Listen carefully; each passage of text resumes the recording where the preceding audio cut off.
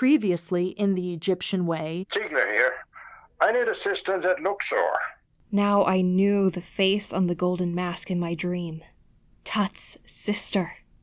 Different can be the same, and the same can be different. I'm lost. Lost. Ziegler fired me. And the rhythm of the road was a lullaby to the tears ever forming. What are you digging up? What did you find? Tut's sister. No way. Then you were sleepwalking. You had the stone with you. You buried it a little, and then you woke up. And she's reaching out, touching him on the shoulder. And inside their hearts lay the plans of the gods to bring them back to eternity. But such evidence appeared to be a kind of undergraduate mistake. Perhaps even a hoax. An indeterminate amount of time passed, as I remained motionless, cold as a tomb. And then, a hand touched mine. Episode 4.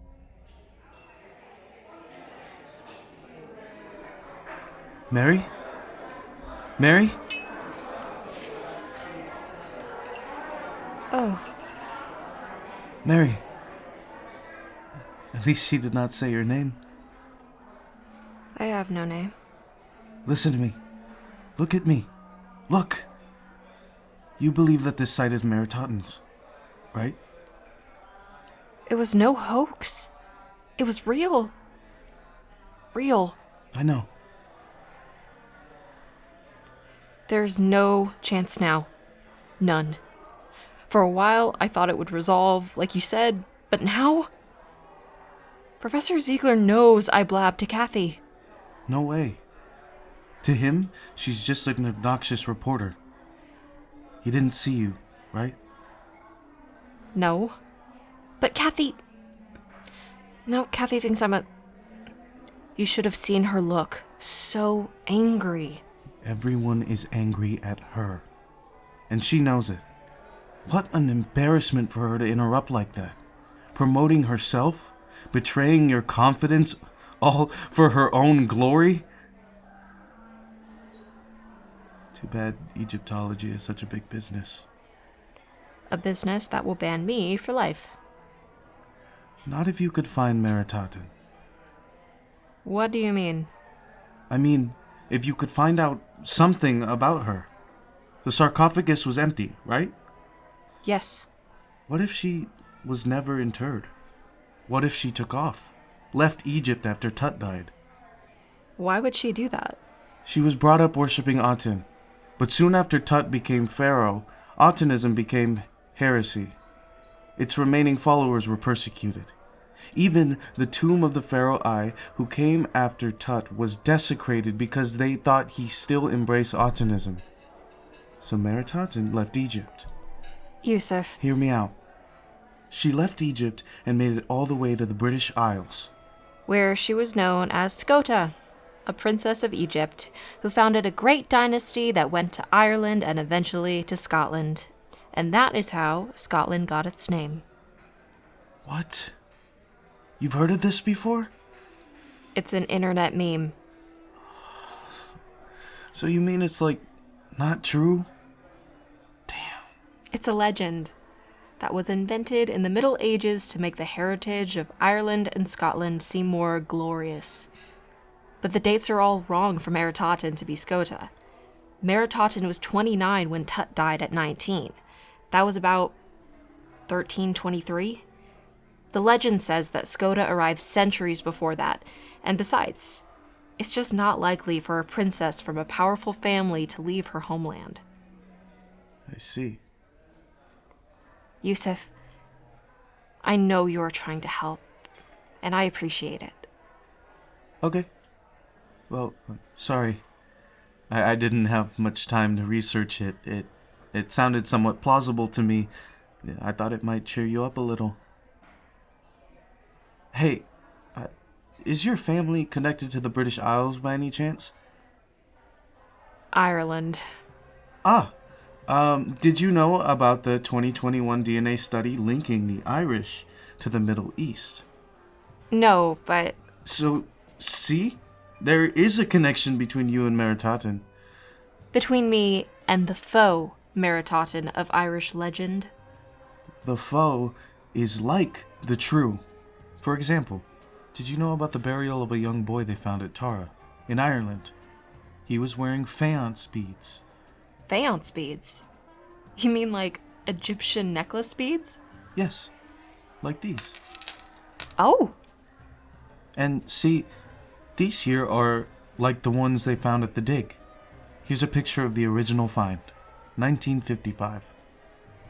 Wow. It kind of fit the Irish Meritaten idea, Egyptian-looking beads. And in the 50s, they dated them to almost the right time, 1400 BC. They're actually similar to some beads found on King Tut. Really? Yeah. But, well, I did some more research and found out that later, other researchers dated them as 2 or 3 centuries earlier. And they might have been made in the British Isles after all. So it did not fit the Egyptian story so much anymore. But good stories don't need to be true. That's probably because so many true stories are not good. But anyway, these beads here were probably made last week by some guy in his garage. But I just got them, well, they look nice and they fit the story when first researched, and I thought, here, put your hand out. Feel them. Hey, why don't you keep them? Just as a reminder that Egyptology is Beautiful, frustrating, and always unfinished. As Professor Ziegler says. Thank you, Youssef. You are too kind.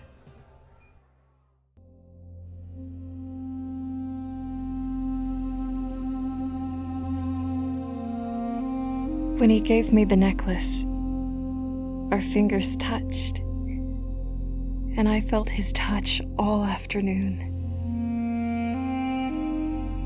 And when I went to my room, I stood in the mirror and I put the necklace on, wondering who I was, and felt his touch once more. And I knew that Meritaten had once worn something the same. The same, yet different. And when I drifted off to sleep, my ba floated above the city, drawn by force of nature to the light from a particular window. And passing through the window, there was Youssef, asleep. And my ba became embraced in the aura of peace. Peace that comes from humans when watching the sleep of a babe. Too soon, the sun kissed my eyes, and I thought it might have all been just a dream. That is, until I met Youssef again the next day. How are you feeling? I slept very well, which is unusual considering... and... Wait a minute. I had a dream about you. Oh? Yes, you were flying the helicopter. You were flying over a vast desert, very flat, with pyramids way in the distance. You were looking for a place to land, and suddenly the sand became a huge sand mandala. Very intricate, mostly red. And you landed, but did not blow away any sand, but that's all I remember. You mean a sand mandala? Like the ones the Tibetan monks make? Yes, like that. I have a poster of one of those in my room. It's mostly red. Oh? But you've never been to my room. No. I don't even know where it is. So it's a remarkable coincidence? I don't know. Maybe you mentioned that you like mandalas one time. Maybe I saw the same poster somewhere recently. Maybe. Do you believe in reincarnation? No. Well, I'm having trouble explaining some events that are happening to me. Like at night, and events just now. Well, I'm having trouble explaining some events too. But no, I don't think reincarnation is real.